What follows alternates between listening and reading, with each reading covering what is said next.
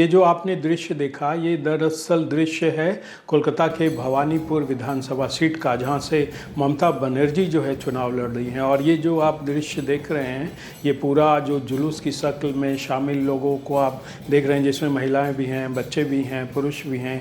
ये दरअसल रामनवमी का जुलूस है, उस जुलूस के निकलने की तैयारी है। और ये है 26 मार्च का, पिछले महीने जिस दिन रामनवमी थी। तो उस दिन रामनवमी में दिन जो है पूरे भवानीपुर में एक तरह से समझिए कि एक उत्साह का माहौल था। भवानीपुर के हर हिस्से में लगभग जो है लोग तैयारी कर रहे थे रामनवमी का। और इस रामनवमी के जुलूस में जो है बहुत लोग शामिल थे। आप चाहें तो उनकी बात आपको मैं छोटा सा एक हिस्सा जो है सुना देता हूँ।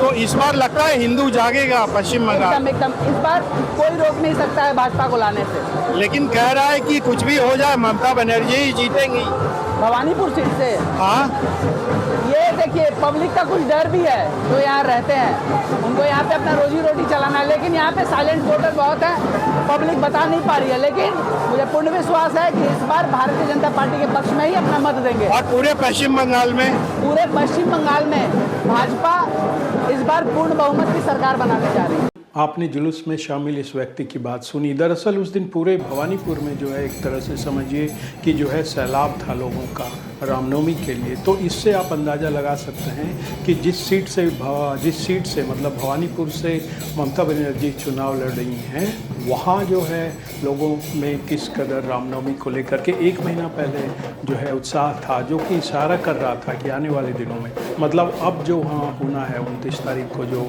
वोटिंग होनी है सेकेंड फेज में भवानीपुर में, वो क्या होगा। तो ये तस्वीर जो मैंने आपको दिखाई, ये जो है एक महीने पुरानी है, लगभग 26 मार्च की, जिस दिन रामनवमी था। और ये बता रहा था कि आने वाले दिनों में भवानीपुर में क्या होने वाला है। अब मैं बताता हूँ आज की बात। आज है 26 अप्रैल और कल यानी कि 25 अप्रैल को भवानीपुर से एक खबर आई कि जब ममता बनर्जी वहाँ चुनावी रैली कर रही थी, भाषण दे रही थी बल्कि, तो उससे ठीक जो है लगभग 400 मीटर की दूरी पर जो है बीजेपी के लोग जो है वो भी जो है उनका भी कोई कार्यक्रम चल रहा था चुनाव प्रचार को लेकर। और वहाँ जो लाउड स्पीकर बज रहा था उससे ममता बनर्जी की जो है बात लोग सुन नहीं पा रहे थे। मतलब ममता बनर्जी के भाषण में जो है बीजेपी की तरफ से जो आवाज़ आ रही थी लाउड स्पीकर से, उन्हें जो है उसकी वजह से जो है ममता बनर्जी को दिक्कत हो रही थी। और फिर तंग आकर ममता बनर्जी ने वो जो है अपना भाषण ही छोड़ दिया, मतलब वो सभा स्थल छोड़कर चली गई, ये कहकर कि ये बीजेपी के लोग जो हैं हमारी भाषण में जो है रुकावट डाल रहे हैं और इसमें बाधा पहुंचा रहे हैं। सो कल फिर उन्होंने आने की बात कही, कल मतलब कि आज संडे को। लेकिन ममता बनर्जी का ये बयान, बल्कि ये घटना बताती है कि जहां ममता बनर्जी जहां से चुनाव लड़ रही हैं, खम ठोक रही हैं, वहाँ जो है बीजेपी इस कदर जो है आक्रामक है। तो इससे भी आपको एक संकेत मिलता है जो भवानीपुर में जो है क्या होने जा रहा है। आपको मालूम ही होगा कि भवानीपुर में जो ममता बनर्जी के खिलाफ जो है बीजेपी के शुभेंदु अधिकारी खड़े हैं, जो कि पूरे पश्चिम बंगाल में जो है बीजेपी के एक तरह से ममता बनर्जी के अगेंस्ट जो है फेस हैं। पश्चिम बंगाल में बीजेपी ने जो है उन्हें खड़ा किया और शुभेंदु अधिकारी भी जो है बड़े आक्रामक तरीके से चुनाव लड़ रहे हैं। और जिस तरह से वो लगातार पिछले 2 चुनावों में जो है ममता बनर्जी को वो टक्कर दे रहे हैं। आपको मालूम ही होगा कि कैसे जो है पिछली बार ये नंदीग्राम में जो है शुभेंदु अधिकारी ने ममता बनर्जी को हराया था। उसके बाद ममता बनर्जी एक तरह से भागकर विधानसभा सीट जो ये है भवानीपुर, वहाँ आई थी और वहाँ से उपचुनाव उन्होंने जीता था। और वो फिर वहाँ से उपचुनाव जीतकर विधानसभा में पहुँची थी और उन्होंने जो जीता था, ये जो मार्जिन था वो था 58,000 वोट से ज़्यादा। और लोग कह रहे हैं कि इस बार जो है जो SIR हुआ है उसमें विधानसभा की जो ये सीट है भवानीपुर, उसमें 51,000 वोट लगभग जो है कट गए हैं। तो मतलब 58,000 जो पिछली बार मार्जिन था ममता बनर्जी की जीत का, उसमें से 51,000 आप माइनस कर दीजिए। प्लस वहाँ की अगर जनसंख्या देखें तो भवानीपुर में जो मुसलमानों का प्रतिशत है वो है 24% और बाकी जो हैं हिंदू हैं। इस हिंदू में भी जो है आधे से ज़्यादा जो है वहाँ बंगाली हिंदू हैं और बाकी जो बचे हैं वो हैं दूसरे प्रदेशों से आए हुए नॉन बंगाली हिंदू। मतलब वहाँ जो है हिंदुओं की संख्या ज़्यादा है मुसलमानों से। अब सवाल ये उठता है कि जो हिंदू हैं वो किसको जो है वोट वहाँ देंगे भवानीपुर सीट पर, जहाँ से शुभेंदु अधिकारी जो है खम ठोक रहे हैं ममता बनर्जी के खिलाफ। और इन्हीं ममता बनर्जी को 2021 में जो है शुभेंदु अधिकारी ने मात दी थी नंदीग्राम में। और इस बार भी जो है जब ये देखा था, वेट किया था शुभेंदु अधिकारी ने नंदीग्राम में कि शायद ममता बनर्जी वहाँ से चुनाव लड़ें, लेकिन ममता बनर्जी ने नंदीग्राम का रुख नहीं किया और फिर वो भवानीपुर से जो है उन्होंने अपना पर्चा दाखिल किया। उसके बाद फिर जो है शुभेंदु अधिकारी ने भी उनका पीछा एक तरह से नहीं छोड़ा और फिर भवानीपुर से शुभेंदु अधिकारी ने जो है अपना नामांकन जो है दाखिल किया।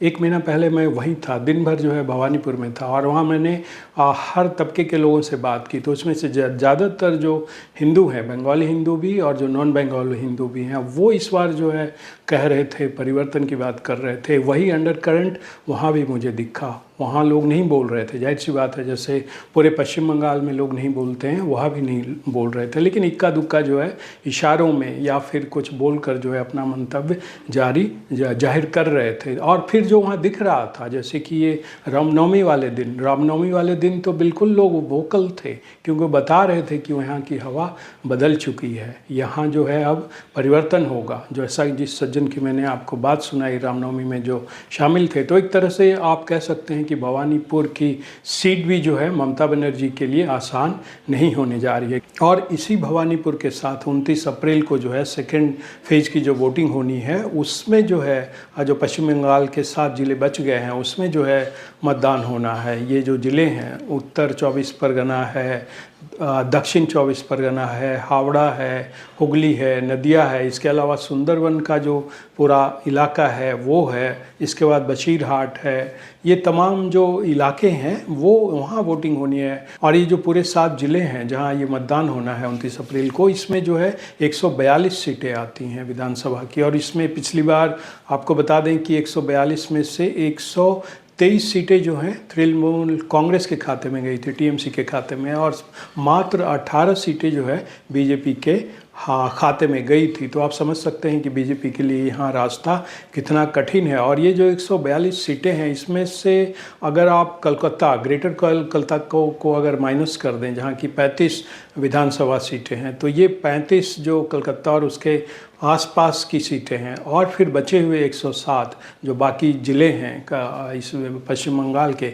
तो 107 और 35, तो ये जो 35 सीटें हैं कोलकाता के और ग्रेटर कलकत्ता के, उसमें से सिर्फ एक सीट जो है बीजेपी को मिली थी। तो आप समझ सकते हैं कि यहाँ रास्ता जो है बीजेपी के लिए कितना कठिन है। और यही बात जो है लोग कह रहे हैं कि भले ही बीजेपी ने फर्स्ट फेज में जो है, जैसा कि बताया जा रहा है, बीजेपी को गेन हुआ है, बीजेपी खुद भी कह रही है और दूसरे लोग भी कह रहे हैं, मैं भी कह रहा हूँ कि फर्स्ट फेज में जो है बीजेपी को अच्छी खासी सीटें मिलेंगी। लेकिन सेकेंड फेज में लोगों का कहना है कि नहीं, यहाँ जो है बीजेपी के लिए मुश्किल होगी। और मुश्किल की सबसे बड़ी वजह ये लोग बता रहे हैं कि ये जो इलाका है पूरा, ये ममता बनर्जी का गढ़ है, मतलब कलकत्ता और ग्रेटर कलकत्ता, ये पूरा इलाका जो है ममता बनर्जी का के पीछे चलता है। और यहाँ जो भद्रलोक रहते हैं, मतलब पढ़ा लिखा बंगाली समाज, संभ्रांत समाज जिसे आप कह सकते हैं, वो ममता बनर्जी के साथ जो है किसी चट्टान की तरह जो है खड़ा रहता है, और इस बार भी जो है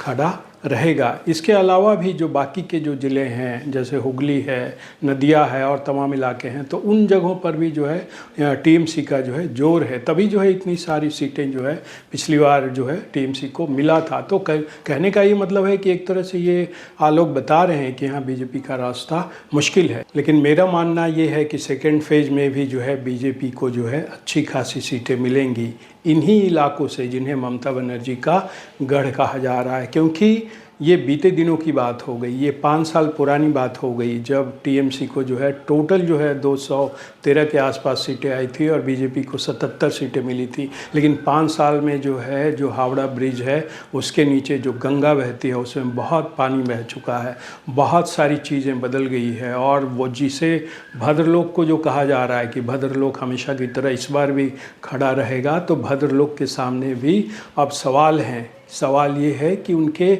बच्चों की नौकरी का, विकास का, ये जो आप पूरा इलाका देख रहे हैं, ये दरअसल है साल्ट लेक। साल्ट लेक पड़ता है कलकत्ता में ही, मतलब ग्रेटर कलकत्ता का हिस्सा है, लेकिन जो ज़िला है वो है उत्तर 24 परगना, मतलब, और इसी उत्तर 24 परगना मतलब साल्ट लेक में जो है आईटी की बड़ी बड़ी कंपनियां हैं, आईटी का हब आप मान सकते हैं। तो क्या जो भद्रलोक है उसे यहीं की तरह कोई दूसरा आईटी हब नहीं चाहिए होगा? और ये एक बड़ा सवाल है नौकरी का, रोज़गार का, पलायन का। और ये जो आप देख रहे हैं ये साल्ट लेक आईटी हब, तो क्या वहाँ के लोग नहीं चाहेंगे कि साल्ट लेक में जो आईटी का ये हब है इसी की तरह और भी आईटी के हब बने, और जो भद्रलोक हैं उनके बच्चों के लिए और भी जो है रोज़गार की संभावना बने? तो क्या सिर्फ वो भद्रलोक सिर्फ ये सोचकर ममता बनर्जी के साथ जाएगा कि पहले भी वो ममता बनर्जी के साथ खड़ा रहा है, या वो अपने बच्चों के लिए कोई और संभावना देखेगा? और भी कई इशूज़ हैं। आप देखिए, विकास से जुड़ी एक और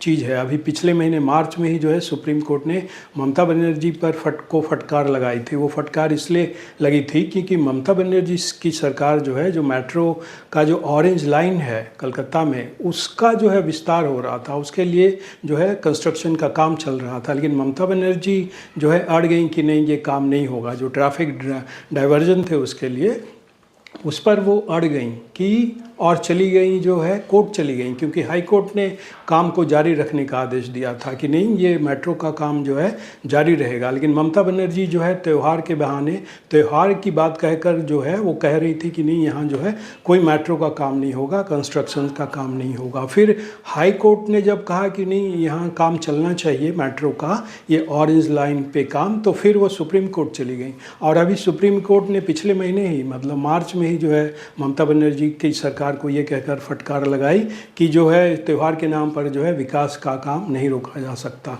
मेट्रो तो है कलकत्ता में, बहुत पुराना मेट्रो है, और बाद में भी जो है कई मेट्रो के लाइन बने हैं और लोगों को इससे खासी वहाँ सुविधा भी मिलती है, और मेट्रो सस्ती भी है। दिल्ली के मुकाबले मेट्रो जो कलकत्ता की है वो सस्ती है। तो क्या जो ये सुप्रीम कोर्ट की फटकार लगी टीएमसी सरकार को, ममता बनर्जी की सरकार को, क्योंकि वो जो है मेट्रो का काम रोकना चाह रही थी, तो क्या लोग जो है वहाँ के जो भद्रलोक है वो नहीं चाहेगा कि मेट्रो का और विस्तार हो? या फिर ममता बनर्जी के साथ वो इसलिए खड़ा होगा कि पहले भी वो खड़ा रहा है? तो एक दूसरा सवाल है। और फिर एक और इशू है, बांग्लादेश में जो कुछ भी हुआ, क्या उसे भद्रलोक ने नहीं देखा? क्या बांग्लादेश की घटनाओं का जो है भद्रलोक पर कोई प्रभाव नहीं पड़ेगा? क्या भद्रलोक के जो पूर्वज रहे, उनके दादा नानी परदादा, क्या उनके साथ जो है आज़ादी के समय जो है डायरेक्ट एक्शन डे, और उसके पहले जो है पूर्वी बंगाल जो अभी बांग्लादेश है, मतलब वहाँ जो अत्याचार हुए जिहादियों के हाथों, क्या उनके जहन में ये बातें नहीं रही होंगी? तो क्या ये मान लें कि भद्रलोक पर जो है बांग्लादेश का कोई प्रभाव नहीं पड़ेगा? एक बात ये मान भी लें कि हिंदू मुसलमान के मामले में जो भद्रलोक है वो निरपेक्ष रहता है, मतलब ममता बनर्जी के साथ खड़ा रहता है। लेकिन जो विकास की बातें हैं, जो पलायन का मुद्दा है, इसके अलावा जो वुमेन सेफ्टी की बात है, वुमेन सेफ्टी को लेकर के सबने देखा, संदेश खाली से लेकर के आरजी कर में जो है वहाँ की जो मेडिकल स्टूडेंट थी, उसकी रेप के बाद जिस तरह से हत्या हुई, और उसके बाद ममता बनर्जी का जो स्टैंड रहा इस पूरे मामले में, कहा कि भाई 8 बजे के बाद किसी लड़की को घर से नहीं निकलना चाहिए। ये बयान सबने सुना, और इस बयान को जो है भद्रलोक ने भी सुना होगा। तो क्या भद्रलोक सिर्फ इस बार भी जो है ममता बनर्जी के साथ इसलिए खड़ा रहेगा कि पिछली बार भी वो खड़ा रहा है, और ये जो वुमेन सेफ्टी की बात है वो उसके लिए बिल्कुल ही इरेलेवेंट है भद्रलोक के लिए? तो कहने का मतलब ये है कि ये बहुत सारे इश्यूज़ हैं जिसमें भद्रलोक को भी सोचना होगा, और भद्रलोक भी जो है मेरे ख्याल से उसने भी जो है मन बनाया होगा। जो पिछली बार का चुनाव था, आप कह सकते हैं कि ममता बनर्जी का वो पीक था, और इस बार जो है वो परिवर्तन होना है। ये मुझे लगता है कि इस बार सब चीज़ें बदल जाएगी। क्या भद्रलोक, क्या नॉन भद्रलोक, क्या नॉर्थ बंगाल, क्या दक्षिण बंगाल, सब के सब जो है परिवर्तन के मूड में हैं। और जैसा कि मैंने बताया कि मैं पिछले महीने लगातार हर ज़िले में लगभग गया, और वहाँ मैंने देखा लोगों में अंडर करंट, चुप्पी वाला अंडर करंट, और वो इस बार पिछले फर्स्ट फेज में जो है वो रिफ्लेक्ट हुआ वोटिंग परसेंटेज में। बाकी लोग अलग अलग कारण बता रहे हैं, लेकिन मुझे जो लगता है कि सेकेंड फेज में भी जो है ममता बनर्जी को के हाथ जो है खाली रह जाएंगे और उन्हें इसमें भी कुछ नहीं मिलेगा और ये ममता बनर्जी के लिए जाने का समय है। इस विधानसभा चुनाव में जो है ममता बनर्जी की एक तरह से विदाई हो जाएगी, ये मुझे लगता है, जो मैंने वहाँ जाकर देखा। बाकी अब तो देखना होगा, हो सकता है मेरा आकलन गलत भी हो, इसका पता तो चलेगा 4 मई को। जाहिर सी बात है 4 मई को ही ये पता लगेगा, लेकिन मुझे लगता है, मेरा जो कन्विक्शन है कि ममता बनर्जी जो है इस बार जा रही हैं और इस बार भद्र लोक भी जो है उनका साथ छोड़ेगा। तो आज के एपिसोड में इतना ही। आपसे अनुरोध है कि इस चैनल के वीडियो को देखें, लाइक करें, शेयर करें और चैनल को सब्सक्राइब करें। अब हमें आज्ञा दीजिए। नमस्कार।